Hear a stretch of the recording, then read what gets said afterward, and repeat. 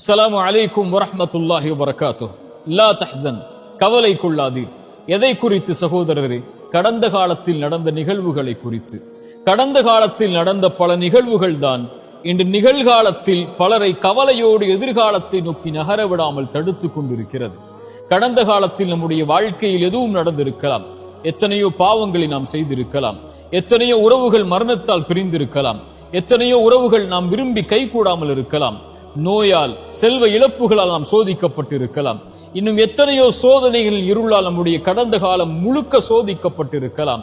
ஆனால் ஒன்றை மனதில் பதிய வைத்துக் கொள்ளுங்கள், கடந்த காலத்தில் நடந்த எந்த நிகழ்வும் எதிர்காலத்தில் நடக்க இருப்பவற்றை பாதித்து விடாது. மீண்டும் சொல்கிறேன், இறைவன் எதிர்காலத்தில் வைத்திருக்கின்ற பொக்கிஷங்களை பெறுவதற்கு கடந்த காலத்தில் நடந்த எதுவும் தடையாக அமைந்து விடாது. இறைவன் அமைத்த இந்த வாழ்வியல் நேர்கோட்டில், இறைவன் மேலும் கீழும் அமைத்த இந்த வாழ்வியல் முறையில் ஆரம்பிக்கப்பட்டதிலிருந்து முடியும் வரை எதுவெல்லாம் நடக்கும் என்று இறைவன் நிர்ணயித்திருக்கின்றானோ அதுவெல்லாம் நாம் விரும்பாமல் இருந்தாலும், நகராமல் இருந்தாலும், கவலையால் நாம் இருளில் உட்கார்ந்திருந்தாலும் நடக்கத்தான் போகிறது. தோல்வியை வாழ்வில் சந்தித்து விட்டோமா? இனிமேல் வெற்றி பெற முடியாது என்று எண்ணிக்கொண்டிருக்கிறீர்களா? இந்த நிகழ்வை கவனியுங்கள். உஹதுடைய போர்க்களம் என்ற ஒரு போர்க்களம் இஸ்லாமிய சாம்ராஜ்யத்தில் நடந்தது. இறைத்தூதருடைய வார்த்தையை சில நபித்தோழர்கள் மீறியதன் காரணமாக அந்த பாவத்தால் அந்த போர் முழுக்க சோதிக்கப்பட்டு உஹதுடைய போர் தோல்வியில் முடிந்தது. போரின் தலைவர் இறைத்தூதர், அவர்களுக்கு பின்னால் இருந்தவர்கள் நபித்தோழர்களாக இருந்தாலும் தோல்வியை தழுவியதை பார்த்தவுடன் இஸ்லாமிய சாம்ராஜ்யம் அதோடு அழிந்து விட்டது என்று எதிரிகள் கணக்கு போட்டார்கள். ஆனால் இறைவன் வசனம் இறக்கினான், வலா தஹினு வலா தஹ்சனு அன்துமுல் அஅலவுன இன் குன்தும் முஃமினீன். நீங்கள் கவலை கொள்ளாதீர்கள், பயம் கொள்ளாதீர்கள். இறை நம்பிக்கை கொண்டவர்களாக நீங்கள் இருக்கும் காலமெல்லாம் நீங்கள் தான் உயர்ந்தவர்கள் என்று. அந்த நம்பிக்கை, அந்த தோல்வியிலிருந்து அவர்கள் பெற்ற பாடத்தில், இறை நம்பிக்கையில் அவர்களுக்கு கிடைத்த பாடம் அடுத்த போர்க்களங்களில் அவர்களை உயர்த்தியது. இஸ்லாமிய சாம்ராஜ்யத்தின் வளர்ச்சியை இன்று நாம் பார்க்கிறோம். இன்னும் எத்தனையோ உதாரணங்களை சொல்லலாம். எமக்கு தோல்வியை இறைவன் கொடுத்தால் அடுத்த நாள் மூச்சு விடுவதற்கு அவகாசத்தை இறைவன் கொடுத்திருக்கிறான் என்றால் வெற்றியின் பாதையில் பயணிப்பதற்காகத்தான். வாழ்வில் குழந்தை இல்லை என்ற சோதனைகள் நீங்கள் அகப்பட்டு இருக்கிறீர்களா? இனிமேல் குழந்தை பிறக்க முடியாதா? எத்தனையோ நபிமார்கள் வயதான காலம் வரை இறைவனிடத்தில் பிரார்த்தனை செய்து கடந்த காலத்தில் நடந்ததை நினைத்து அவர்கள் வருந்தி பிரார்த்தனை செய்த காரணத்தால் எதிர்காலத்தில் இறைவன் அவர்களுக்கு குழந்தையை கொடுத்தானே.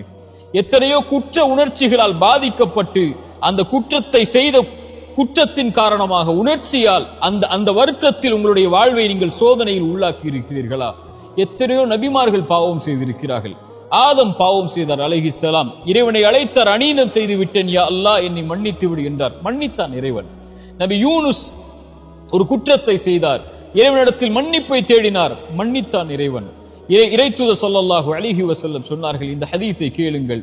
ஒரு மனிதன் இரவில் பாவம் செய்வான், காலையில் வந்து மனிதர்களுக்கு மத்தியில் நான் இதை செய்தேன் என்று சொல்லுவான். இறைவனிடத்தில் எல்லோரும் மன்னிக்கப்படுவார்கள் இவனை தவிர. ஏனென்றால் இறைவன் மறைத்ததை இவன் வெளிப்படுத்தினான். இறைவன் மறைத்து இவனை இந்த பாவத்திலிருந்து நீக்க வேண்டும் என்று நினைத்தான். ஆனால் இவனோ வெளிப்படுத்தி அதை தொடர்கிறான் என்று இறைத்தூதர் ஸல்லல்லாஹு அலைஹி வஸல்லம் சொன்னார்கள். இறைமறை என்ன சொல்லுகிறது?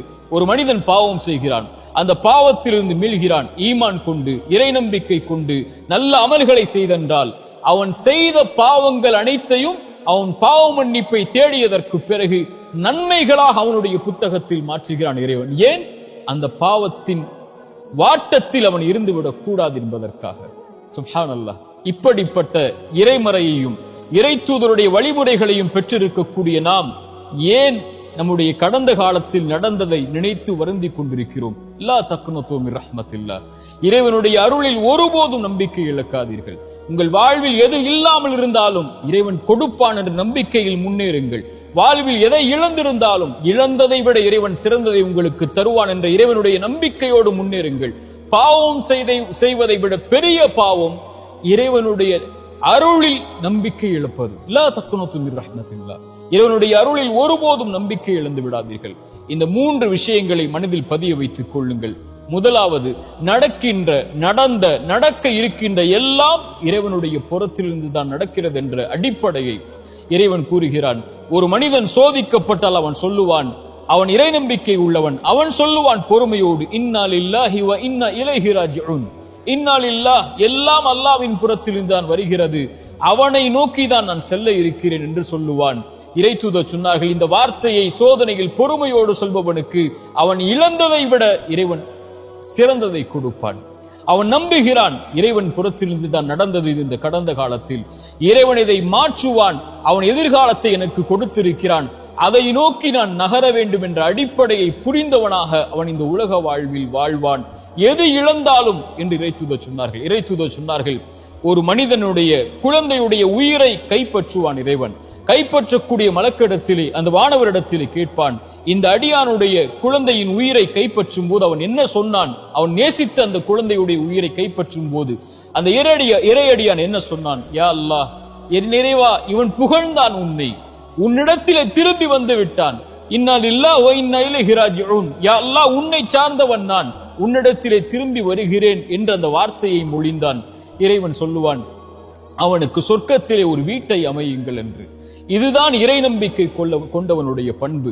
இறைவனுடைய நாட்டத்தில் நடக்கிறது, இனிமேல் நடப்பது சிறந்ததாக இருக்கும் என்று இறைவனை சார்ந்து வாழ ஆரம்பிப்பான்.